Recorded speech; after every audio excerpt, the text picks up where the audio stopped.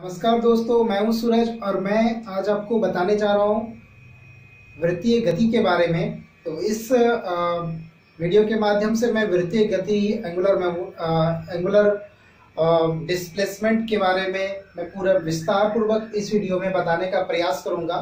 तो आप अंत तक जुड़े रहेंगे ताकि आपको समझ में आए कि क्या होता है वृत्तीय गति। तो सबसे पहले हम लोग देखते हैं, एक वृत्ताकार पहले एक पथ बनाते हैं, ठीक है। इसी से रिलेट कोई भी वस्तु वृत्ताकार पथ पर, कोई भी वस्तु, मान लीजिए कि कोई वस्तु यहाँ पर है, वह किसी वृत्ताकार पथ पर, ये एक वृत्ताकार पथ है, इस पथ पर कोई वस्तु समय के साथ यदि स्थान परिवर्तन करता है, यानी कि अभी ए पोजीशन पे है, फिर ये मान लीजिए कि बी पोजीशन पर आ जाए, तो किसी वृत्ताकार पथ पर यदि कोई वस्तु क्या करता है, समय के साथ स्थान परिवर्तन करता है, तो वही उसका क्या कहलाता है, गति कहलाता है। इसको नोट डाउन आप कर लीजिएगा कि कोई वस्तु समय के साथ, कि कोई वस्तु किसी वृत्ताकार पथ पर समय के साथ गति करता है, तो उस वस्तु में हुए इसी गति को क्या कहते हैं, वृत्तीय गति कहते हैं।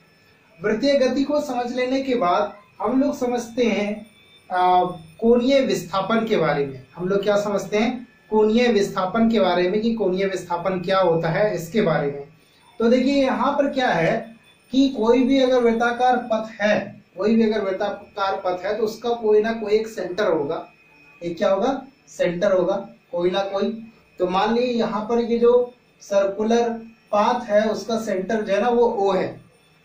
तब वो सेंटर O जो है, जब कोई वस्तु जो है किसी वृत्ताकार पथ पर, कोई भी जो वस्तु जो है किसी वृत्ताकार पथ पर क्या करता है, मूव कर रहा होता है, तो किसी वृत्ताकार पथ पर घूमती है, तो प्रारंभिक वस्तु का जो प्रारंभिक स्थिति था और उसके बाद जो उसकी अंतिम स्थिति है, तो प्रारंभिक स्थिति क्या है उसकी, ये है, और अंतिम स्थिति मान लीजिए कि ये है। अभी पहले तो यही स्थिति को समझते हैं।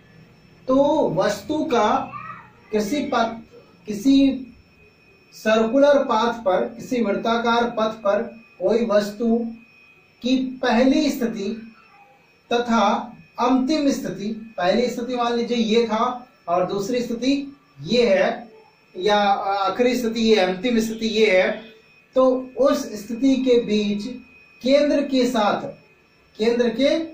साथ हुए विस्थापन को, या केंद्र के साथ बने कोण को, केंद्र के साथ क्या बनाया, एक कोण बनाया, केंद्र के साथ बने कोण को ही क्या कहते हैं, कोणीय विस्थापन कहते हैं।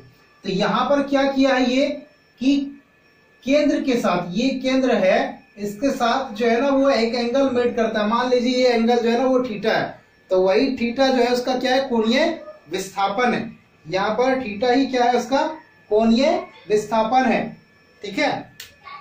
तो इस चीज को जो है आपको क्लियर कर दिया कि प्रारंभिक स्थिति किसी वस्तु की A है और उसकी जो अंतिम स्थिति है वो है हमारा C। तो अंतिम स्थिति और प्रारंभिक स्थिति के बीच जो है केंद्र के साथ जो एंगल मेड करता है, वही क्या कहलाता है, उसका कोणीय विस्थापन कहलाता है। ये क्या कहलाता है, इसका कोणीय विस्थापन।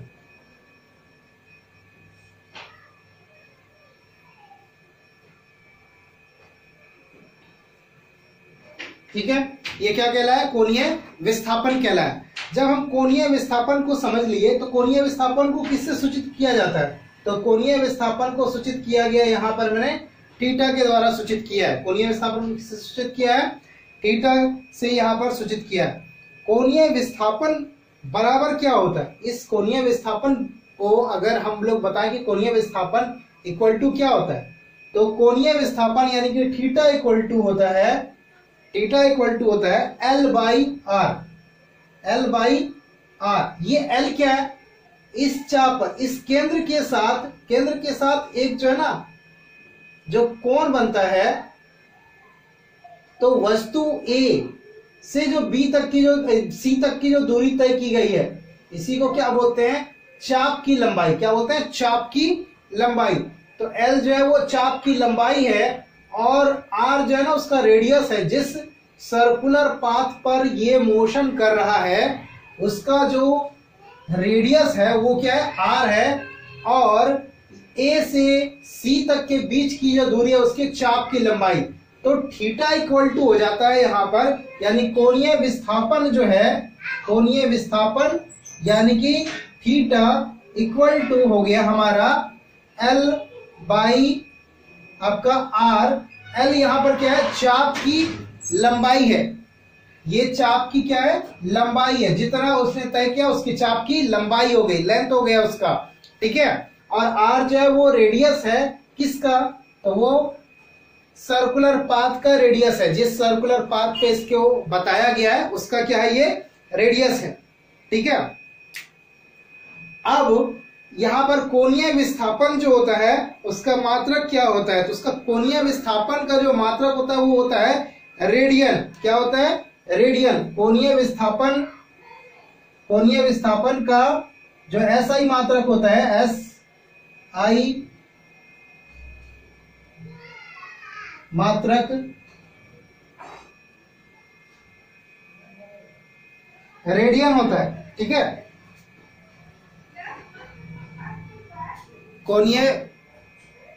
कोणीय विस्थापन का एसआई मात्रक क्या होता है, रेडियन होता है।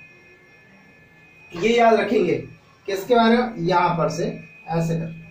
अब कोणीय विस्थापन का एसआई मात्रक आपको पता चल गया, कोणीय विस्थापन का एसआई मात्रक चला गया। तो अब देखिए, यदि कोणीय विस्थापन समय के साथ होता है, क्या होता है, समय के साथ ही होगा, टाइम तो लगेगा ही। तो टाइम अगर लगा तो कोणीय विस्थापन की दर को, कोणीय विस्थापन की दर को क्या कहते हैं, कोणीय वेग कहते हैं। कोणीय विस्थापन की दर को क्या कहते हैं, कोणीय वेग कहते हैं। अगर आपसे पूछा जाए कि कोणीय वेग किसे कहते हैं, कोणीय वेग किसे कहते हैं, एंगुलर वेलोसिटी, तो आप लोग लिखोगे कोणीय विस्थापन की दर को, कोणीय विस्थापन की दर को क्या कहते हैं, कोणीय विस्थापन की दर को क्या कहते हैं, कोणीय वेग कहते हैं। इसका मतलब ये हो गया, इसका मतलब यह हो गया थीटा बटा टी, थीटा बटा टी हो गया कोणीय वेग। तो कोणीय वेग का एसआई मात्रक क्या हो जाएगा, कोणीय वेग का एसआई मात्रक क्या हो जाएगा, तो कोणीय वेग का एसआई मात्रक हो जाएगा रेडियन प्रति सेकेंड। क्या हो जाएगा, रेडियन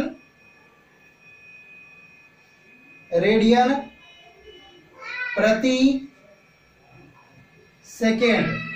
किसका मात्रक हो जाएगा, कोणीय वेग का एसआई मात्रक। कोणीय वेग का एसआई मात्रक क्या हो जाएगा, रेडियन प्रति सेकेंड, ठीक है। कोणीय वेग का एसआई मात्रक होता है रेडियन प्रति सेकेंड। कोणीय वेग को किससे सूचित किया जाता है, ओमेगा के द्वारा सूचित किया जाता है। किससे सूचित किया जाता है कोणीय वेग को, तो ओमेगा द्वारा सूचित किया जाता है, ये याद रखेंगे। तो कोणीय वेग ओमेगा कैसे लिखते हैं, डब्ल्यू के जैसा लिखते हैं,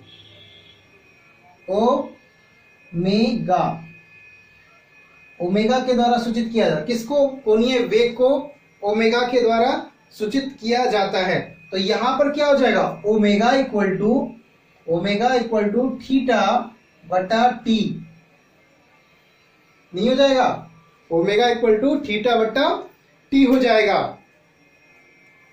अगर आपसे पूछा जाए कि इसके अलावा आपसे कहीं कहीं पर ये पूछ देते हैं, ये रेखीय वेग तथा कोणीय वेग के बीच में संबंध स्थापित करिए।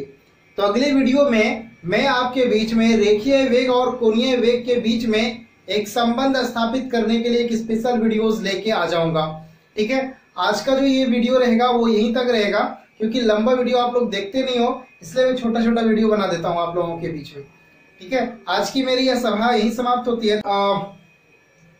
इसके अलावा आपसे कहीं कहीं पर ये पूछ देते हैं, ये रेखीय वेग तथा कोणीय वेग के बीच में संबंध स्थापित करिए।